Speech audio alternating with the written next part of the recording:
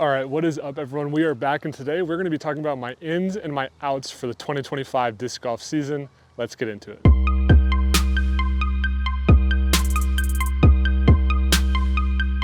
So like I said, we're talking about the ins and outs. These are things that I want to improve on next year and things that I just want to completely get rid of for next season. We got a few. I think I have 4 and 4 of each. We're at Oak Grove, so I'm gonna play 9 holes and we'll just kind of go through one each hole and talk about it, but let's get into it. So over the course of the year, I've definitely, it's very evident, I guess, when you play like quite a bit, what you're good at and what you're not good at. So I was able to make like a pretty good things like, and probably like the most important things that I need to fix or things that I need to get rid of or things I'm gonna try next year. But so it should be interesting. I'm gonna try to implement kind of everything over the off season and practice that. And then hopefully it's kind of like game ready by the time next year rolls around.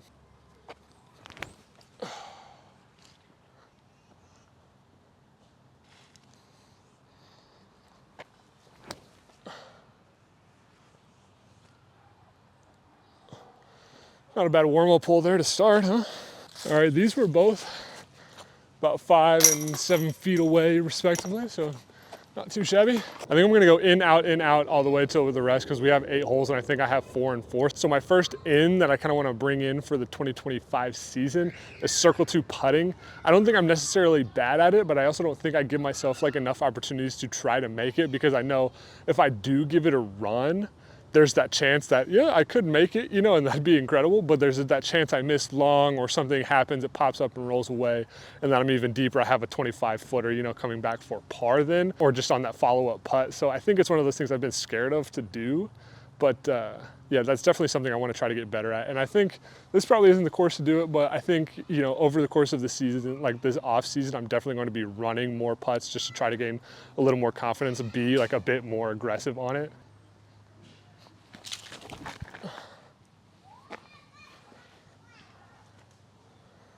Not too shabby, we might try one more. Oh boy. Yeah, putting is just one of those things that saves so many strokes. And so like, I feel like if I'm parring, I can match shots, you know what I mean? But if I can extend that to the circle 2 range, then I feel like I can like have that confidence to like gain more strokes, on the field. Some dude literally just aced the hole right behind me. That was crazy. Yeah, I think circle 2 putting is just one of like those overlooked stats because I think James Proctor was the highest and his was like, it was like 63 or 65% or something like that from circle 2.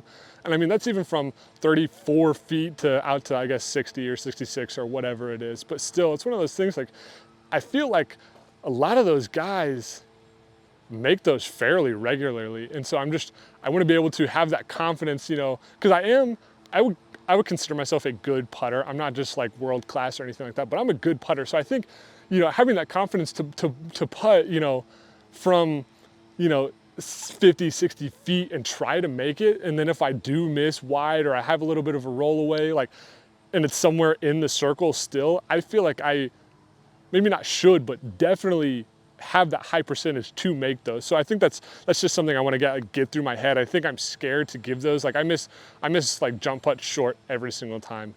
So I think it's just one of those, if I do give it a chance, I don't think the risk is not worth the reward, if that makes sense. Like it's very, for me, low risk for the high reward. My first out for 2025 is something that came up very recently in like my last couple of tournaments because I was playing like absolute trash, but that is no double bogeys or worse. I think as much as I hate bogeys, I think I need to be okay with that because I think a lot of times, especially I throw a bad shot off the tee, I'm like, okay, how can I still make par? And it can be like a very low percentage shot, but I'm still gonna try to do it.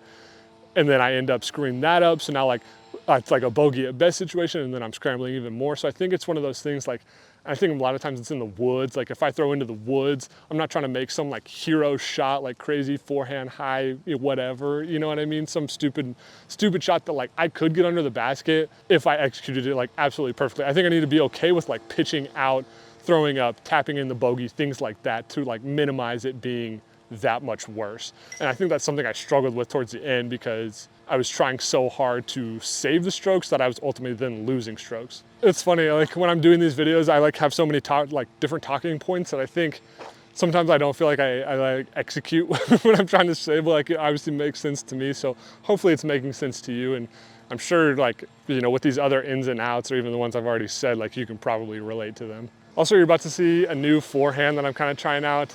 I'm trying to move away from the pendulum because I think my timing's just been weird. I've been doing like the little, you know, sexton shuffle kind of thing, and I don't hate it. So I'm trying to find like a hybrid, you know, from that. I just think, because I've been throwing on the tech disc, I think less movement the better, which I feel like makes sense. It's just so much easier, and granted that's really soft and I was just trying to throw it right, but it's just so much easier to throw on all angles than it was before. All right, we're gonna try one more here.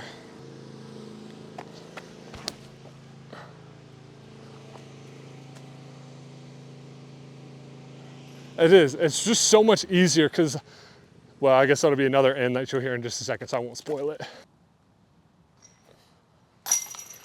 All right, my next in is definitely consistent backhands. It's something I've already been working on, something that's already improving, but I figured I'd add it just so, you know, it's definitely just out there, and I have it like almost like written down as like an accountability thing. But my backhand form's definitely getting there. I've been doing that kind of the shuffle skip, but the only thing is like with this, I just don't want to be scared to throw backhands. There was a lot of times that I think I lost strokes because I didn't have the confidence in the backhand to throw it. But it's one of those things like, yeah, when there were shots where it was like I was forced to throw backhand, I was never comfortable doing it. So maybe that's like also kind of with it. I just want to be comfortable throwing backhands this next year. And I think it's something I've already started to be comfortable. Like I threw one on hole 2 just willingly. There was a very open forehand line, but I threw backhand anyways just because I thought it was a better shot for it. So.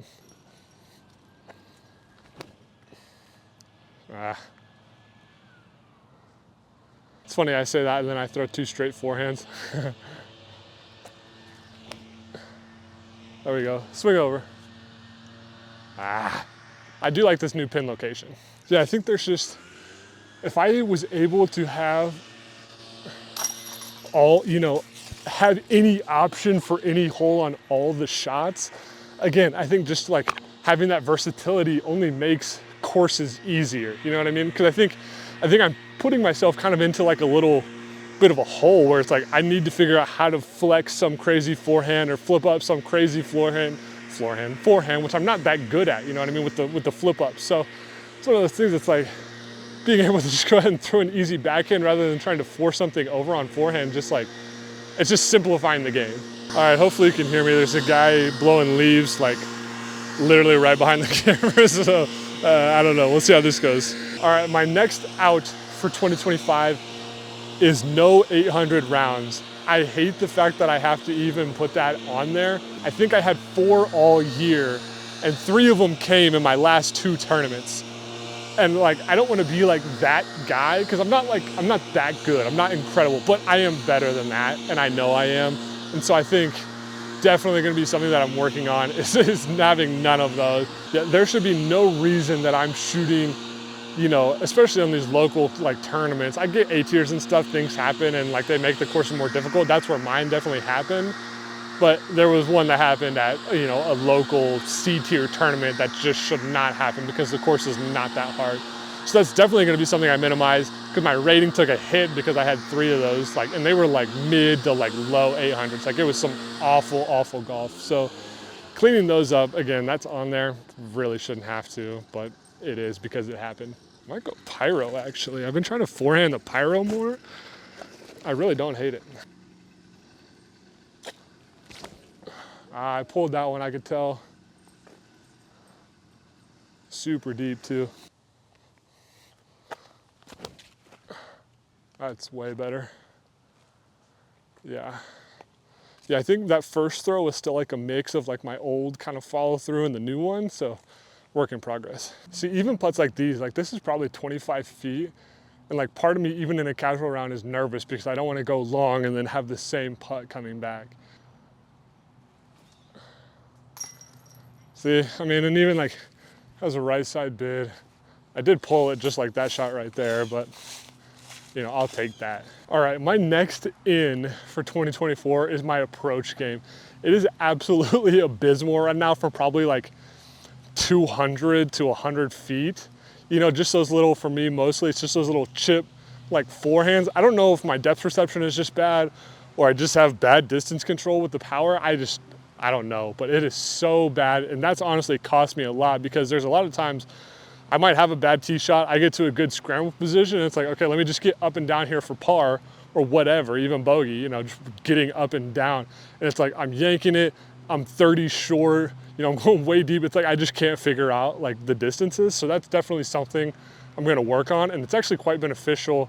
My parents have some land and we have a few baskets we're gonna put around there and they're all gonna be like those like 150 to 200 foot holes. So I'm just gonna be working on, you know, those like short little touchy up shots all winter long.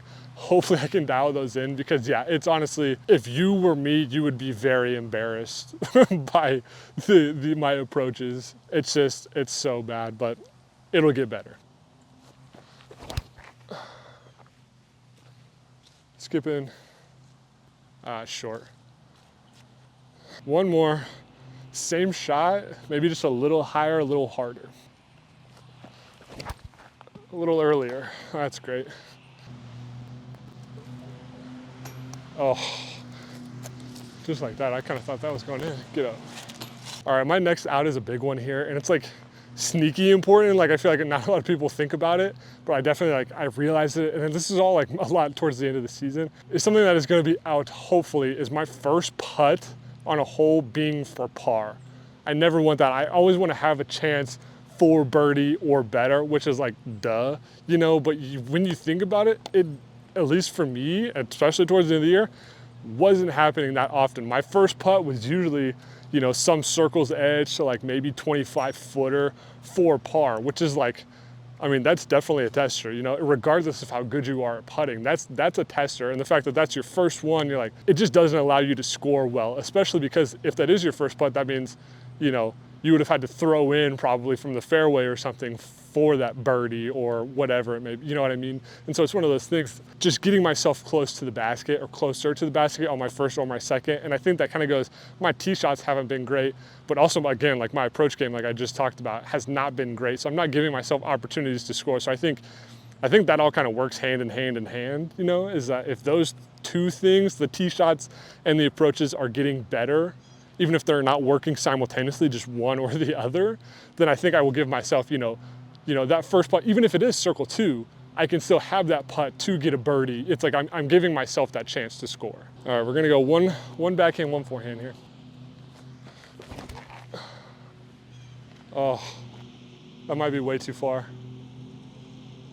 Or it might be perfect. That trail is so good.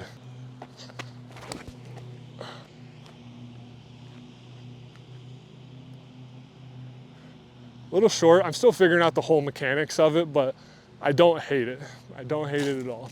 Trail, probably again, like, I don't know, I'd probably give this one circles. Oh no, it looks maybe 28 feet, but my other ones were pin high, just left and way left. Come on. Yes, that was very lucky. For your hole 7, actually we're on hole 8. My last in that I'm gonna be working on this off season, bringing it into next season, is flip up forehands. And that's kind of a main reason for the form change, is because when I was doing the pendulum thing, I think I found myself coming over the top a lot, or it was really hard to throw like flip up from that angle.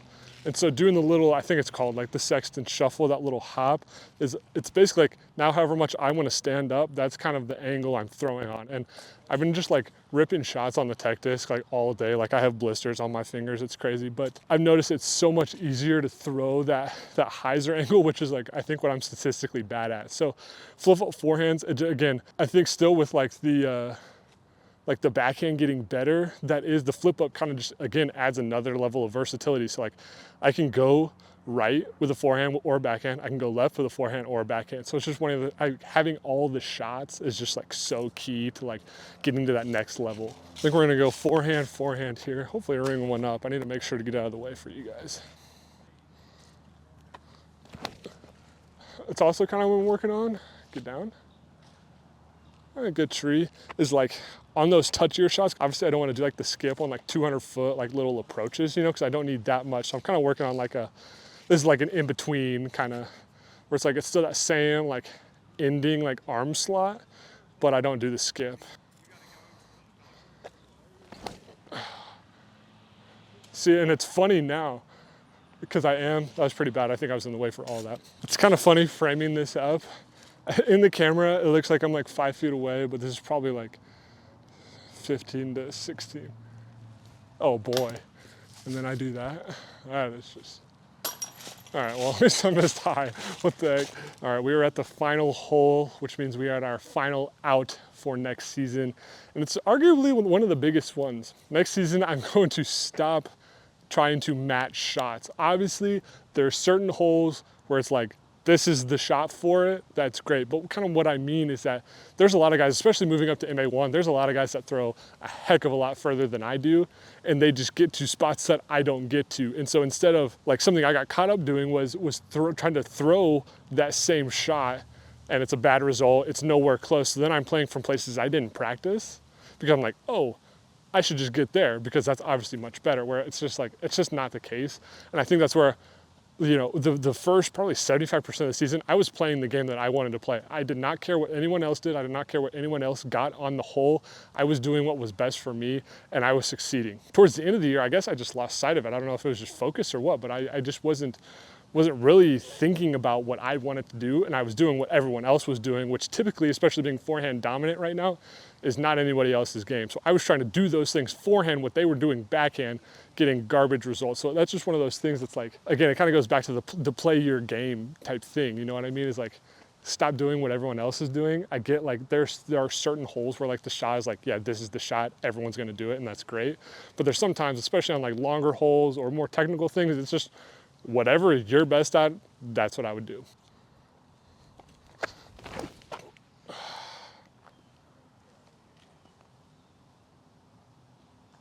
Oh, what a good tree. All right, this hole says 301. I'm gonna see if I can get there with the detour, because it's probably my furthest mid.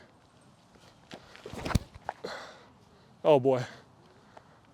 Holy cow. Okay, that had way more distance. My line was just bad. All right, apparently the camera died as soon as I was putting that. Missed it.